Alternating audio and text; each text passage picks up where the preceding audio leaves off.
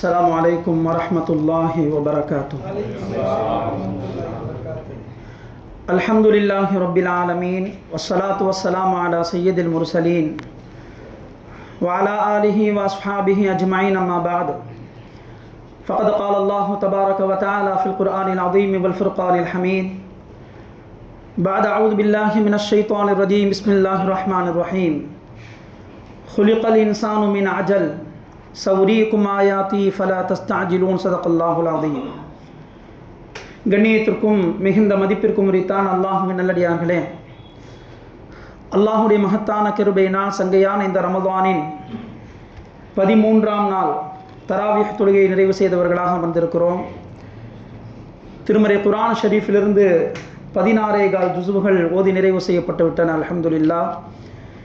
எல்லாம் அல்லாஹ் ஜல்ல ஷானுஹு தஆலா தராவீஹில் நாம் ஓதிய கேட்ட வசனங்களுக்கான பரிபூர்ணமான சவாபை நமக்கு தந்தல் புரிவானாக. ரமதானில் இதுவரை நாம் செய்த எல்லா நல்ல அமல்களையும் அல்லாஹு தஆலா அங்கீகரிப்பானாக. மீதம் இருக்கக்கூடிய நாட்களிலும் எல்லா அமல்களையும் நிறைவாக செய்து அல்லாஹுடைய தனிப்பட்ட விசேஷமான அருளையும் பொருத்தத்தையும் பெற்ற மேன்மக்களில் என்னையும் உங்களையும் உலக முஸ்லிம்கள் அனைவரையும் அல்லாஹ் சேர்த்து அருள் புரிவானாக. கண்ணியத்திற்குரிய அல்லாஹ்வின் நல்லடியார்களே, இன்றைக்கு ஓதப்பட்ட சூரா தாஹா, சூரத்துல் அம்பியா, இந்த 2 அத்தியாயங்களிலேயுமே அல்லாஹ் ஜல்ல ஷானுஹு தஆலா மனிதனிடத்தில் இருக்கக்கூடாத ஒரு கெட்ட தன்மையை பற்றி அல்லாஹ் சொல்கிறான். அது என்னவென்று சொன்னால் அவசரப்படுவது, எந்த ஒரு விஷயத்திலும் நிதானம் இல்லாமல் செயல்படுவது. அல்லாஹ் சொல்கிறான் குலிகல் இன்சானு மின் அஜல், மனிதன் அவசரக்காரனாக படைக்கப்பட்டிருக்கிறான். எனவே எல்லா காரியங்களிலும் அவசரப்படுகிறான். ஆனால் ரசூலுல்லாஹி ஸல்லல்லாஹு அலைஹி வஸல்லம் சொன்னார்கள், அல் அனாத்து மினல்லாஹ் வல் அஜலத்து மினஷ் ஷைத்தான். நிதானமாக யோசித்து செயல்படுவது என்பது இது அல்லாஹுடைய தன்மையில் கட்டுப்பட்டது. அவசரப்படுவது என்பது இது ஷைத்தானுடைய தன்மையில் கட்டுப்பட்டது என்று நபிகள் பெருமானார் ஸல்லல்லாஹு அலைஹி வஸல்லம் அவர்கள் சொன்னார்கள். எனவே ஒரு முஃமின் எந்த ஒரு காரியத்திலேயும் எடுத்தேன் கவிழ்த்தேன் என்று இல்லாமல் அவன் யோசித்து நிதானித்து ஆலோசனைகள் செய்து ஒரு இஸ்திகாரா செய்து ஒரு விஷயத்திலே அவன் முடிவெடுக்கும் பொழுது நிச்சயமாக அதிலே அவனுக்கு கைசேதம் என்பதே ஏற்படாது. உலகத்தில் எங்கெல்லாம் மனிதன் கைசேதப்படுகிறானோ, ஆஹா இப்படி என்னுடைய நிலைமை ஆகிவிட்டதே என்று யோசிக்கிறானோ, அந்த இடத்தில் நீங்கள் பார்த்தால் கண்டிப்பாக ஏதோ ஒரு காரியத்தில் அவன் அவசரப்பட்டு முடிவெடுத்திருப்பான். அதுதான் அந்த கைசேதத்திற்கான காரணமாக நிச்சயமாக இருக்கும். மார்க்கத்திலே ஒரு சில விஷயங்களில் மட்டும் அதை துரிதமாக செய்யுங்கள், அவசரமாக செய்யுங்கள் என்று சொல்லப்பட்டிருக்கிறது. அதில் மிக முக்கியமானது தொழுகை. இன்ன ஸலாஹ் கானத் அலல் முஃமினீன் கிதாபம் மவ்கூதா. நிச்சயமாக தொழுகை என்பது நேரம் குறிக்கப்பட்ட ஒரு கடமை. அது அந்த நேரம் வந்துவிட்டால் உடனடியாக அந்த கடமையை நிறைவேற்றுங்கள் என்று ரப்பு சொல்கிறான். ஆனால் அந்த தொழுகையுடைய விஷயத்தில் நம்ம என்ன செய்கிறோம், அதை நம்ம தாமதிக்கிறோம். இன்றைக்கி நம்ம பார்த்தோம் சொன்னால் அசருடைய தொழுகையை மகரிபுக்கு நெருக்கத்தில் 2 தொழுகையும் சேர்த்து தொழுவலாம் அப்படின்றதுக்காக தொழுலாம், ஒன்றும் தப்பில்லை. குறைந்த ஒரு 15-10 நிமிடங்களுக்கு முன்பாகவாவது தொழுவணும். குரூபுஷம் சூரியன் அஸ்தமாகி கொண்டிருக்கும் பொழுது அந்த நேரத்தில் என்ன செய்கிறாங்க, தொழுகிறாங்க. அவ்வளவு பிற்படுத்துகிறாங்க அசருடைய தொழுகையை. நான் தொழுகையை நேரம் விட்டால் சீக்கிரமாக நீங்கள் தொழுது கொள்ளுங்கள். அதே போல ஸல்லல்லாஹு அலைஹி வஸல்லம் சொன்னார்கள், ஒரு மவுத் ஏற்பட்டு விட்டது என்று சொன்னால் அந்த மையத்தை, அந்த ஜனாசாவை எவ்வளவு சீக்கிரமாக தஃபன் செய்ய முடியுமோ, அடக்கம் செய்ய முடியுமோ அதை செய்யுங்கள். இதுதான் அந்த மையத்தின் மீது நீங்கள் கருணை காட்டுகிறீர்கள் என்பதற்கான, அன்பு வைத்திருக்கிறீர்கள் என்பதற்கான அடையாளம். துபையில் இறந்த ஒருத்தர் அங்கிருந்து கொண்டு எவ்வளோ செலவானாலும் பரவாயில்ல அப்படின்னு கொண்டு இந்தியாவில் அடக்கம் செய்கிறது பெரிய சாதனை இல்லை. ஐஸ் பெட்டியில் வச்சு எவ்வளவு அதாப். ஸல்லல்லாஹு சொன்னாங்க, ஒரு மனிதன் மையத்தாகி விட்டால் இந்த மையத்து பேசுகிறதுன்னு ஸல்லல்லாஹு சொன்னாங்க. அதை குளிப்பாட்டும் பொழுது அந்த மையத்து நம்ம இடத்துல சொல்லுதான், ரொம்ப குளிர்ச்சியான தண்ணியில் ஊற்றாதீங்க, ரூஹ் எடுக்கப்பட்டு உடம்பெல்லாம் புண்ணாக இருக்கும். ரூஹ் எடுக்கப்பட்ட பிறகு அந்த உடல் அவ்வளோ வேதனையாக இருக்கும். ரொம்ப குளிர்ச்சியான நீரிலும் சரி, அதே போல் ரொம்ப உஷ்ணமான நீரில் என்ன குளிப்பாட்டாதீங்க, வெதுவெதுப்பான தண்ணியில் குளிப்பாட்டுங்கன்னு மையத்து பேசுதுன்னு சொன்னாங்க ஸல்லல்லாஹு அலைஹி வஸல்லம். இப்போ அந்த மையத்தை கொண்டு போய் ஃப்ரீசர் பாக்ஸில் 3 நாளைக்கு வச்சா இது அந்த மையத்துக்கு செய்யக்கூடிய நன்மையா? இது எந்த இடத்துல ரூஹு போச்சோ அது ரொம்ப தூரமான இடமாக இருந்தால் அல்லாஹுடைய நாட்டம் அது நல்ல முறையில் துரிதமாக அங்கேயே தஃபன் செய்வது. ஒரு சிலர் உம்ராவில் போய் வஃபாத்தானா அங்கேருந்து திரும்ப இங்கே கொண்டு வராங்க. எவ்வளோ பெரிய பாக்கியம் அங்கே போய் வஃபாத் ஆகிறது, அங்கே அடக்கம் செய்யப்படுவது. இப்போ இந்த விஷயத்தில் ஸல்லல்லாஹு சொன்னாங்க, இதை சீக்கிரமாக செய்யுங்கள். இப்போ எதை சீக்கிரமாக செய்ய சொன்னாங்களோ அதை லேட்டாக செய்கிறோம். மற்ற விஷயத்தில் எல்லாத்துலேயும் அவசரப்படுறோம்.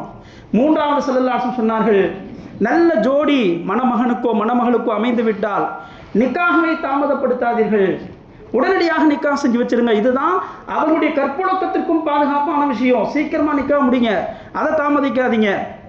நான் அந்த விஷயத்தில் இன்றைக்கி என்ன செய்கிறோம், லேட் மேரேஜ் என்பது இன்றைக்கி ரொம்ப அதிகமாகிடுச்சு.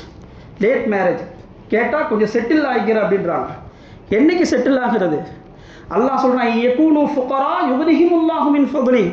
இந்த நேரத்தில் அல்லாஹ் தஆலா எனக்கு உடல் ஆரோக்கியத்தை கொடுத்துருக்கிறான், என்னுடைய மனைவி மக்களுக்காக சம்பாதிக்கக்கூடிய அந்த உடல் திரகாத்திரத்தை அந்த தகுதியை தந்திருக்கிறான்னு சொன்னால் இதுதான் குவாலிஃபிகேஷன். ஸல்லல்லாஹு சொன்னாங்க, யா மஅஷர ஷபாப், வாலிபர்களே, உங்களுக்கு திருமணத்திற்கான தகுதி அந்த பொருளாதாரமும் அந்த உடல் வலிமையும் இருந்தால் உடனடியாக நிக்கா செய்யுங்கள். நீங்கள் ஏழைகளாக இருந்தால் இந்த நிக்காஹ்வின் பரக்கத்தை கொண்டு அல்லாஹ் உங்களை செல்வந்தர்களாக ஆக்குவான். அல்லாஹ்வுடைய வாக்குறுதி இது. அந்த வாக்குறுதியில் நம்பிக்கை இல்லை. இவர் செட்டில் ஆகிறார் 30 வயசு 35 வயசு வரைக்கும். செட்டில் ஆனதுக்கு பிறகு இவர் இழந்த இளமையின் வேல்யூ என்ன? அதுக்கு எத்தனை கோடி நீங்கள் வேல்யூ போடுவீங்க? கண்ணியத்திற்குரியவர்களே, பிள்ளைய எல்கேஜி கூப்பிட்டு வராரு, தாத்தாவான்னு கேட்குறாங்க. அந்த அளவுக்கு லேட் மேரேஜ். இன்னும் சில நிக்காஹ் செய்ததற்கு பிறகு குழந்தை பெற்றுக்கொள்வதிலே இன்றைக்கி லேட் பண்ணுறாங்க. தேவையே இல்லாமல் கொஞ்சம் நம்ம செட்டில் ஆகிக்கலாம் அப்படின்னு சொல்லி நிக்காஹ் முடிஞ்சிருச்சு. நிக்காஹ் முடிந்த பிறகு குழந்தை பாக்கியத்தை பெறுவது நம்முடைய திறமையா? ஏற்கனவே நம்ம பயான்ல சொன்ன ஆணுக்கும் குறையில்லை, பெண்ணுக்கும் குறையில்லை, குழந்தை பாக்கி இல்லை. முதல் குழந்தை பிறந்தது, அதுக்கப்புறம் எந்த தற்காப்பும் செய்யலை, அடுத்த குழந்தைக்கு 10 வருஷம் ஆகிடுது. அல்லாஹ் எப்போ நாடுறானோ அப்போ தான் குழந்தை கிடைக்கும். இப்போ நிக்காஹ் முடிந்தவுடன் சொன்னாங்க, ஒரு மணப்பெண்ணை தேர்ந்தெடுக்கும் பொழுதே அவள் நல்ல பிள்ளை பெறக்கூடிய குடும்பத்தில் உள்ளவளாக இருக்கிறாளா அப்படின்னு பார்த்து நிக்காஹ் செய்யுங்க. நாளை என்னுடைய உம்மத்து அதிகமாக இருப்பதை பார்த்து நான் பெருமைப்படுவேன் என்று ஸல்லல்லாஹு சொன்னாங்க. அப்போ குழந்தை பெறுறது அப்படின்றது இவர் நினச்சிக்கிறாரு, அந்த குழந்தை பிறந்துருச்சுன்னா அதோடைய ரிஸ்குடைய பொறுப்பெல்லாம் என்னுடையது. அல்லாஹ் அழகா சொல்கிறான், வலா தக்துலு அவுலாதக்கும் ஹஷ்யத்தி இம்லாக். வறுமையை பயந்து அந்த குழந்தையை எப்படி வளர்ப்பேன், எப்படி செலவு செய்வேன் அப்படின்னு பயந்து உங்களுடைய குழந்தைகளை கொன்று விடாதீர்கள். கொலை செய்கிறது தானே இது?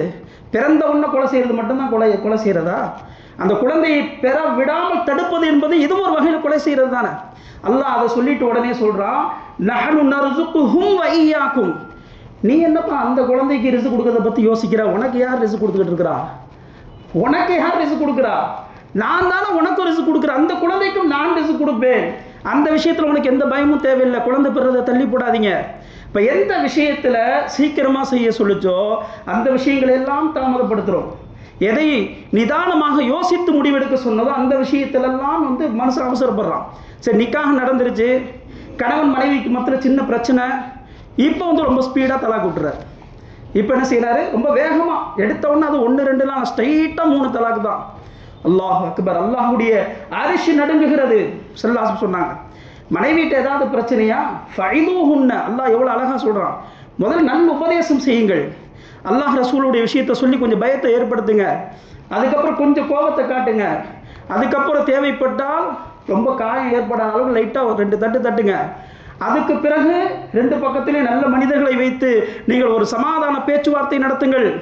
இவ்வளவு விஷயத்திற்கு பிறகும் இனி சேர்ந்து வாழ்ந்தால் விபரீதமான முடிவு ஏற்படும் என்ற சூழல் இருக்கும் பட்சத்தில் தான் தலாக்குக்கான அனுமதி அல்லாஹ் தரான். அதுவும் முதல்ல ஒரு தலாக். ஏன்னா ஒரு தலாக் விட்டால் திரும்ப மீட்டணும்னு நினச்சா மீட்டிக்கலாம். அந்த இத்தாவுடைய காலத்தில் ஏதாவது மனசு மாறிடுச்சு, அந்த இத்தா எங்கே இருக்கணும்? கணவனின் வீட்டில் இருக்கணும்.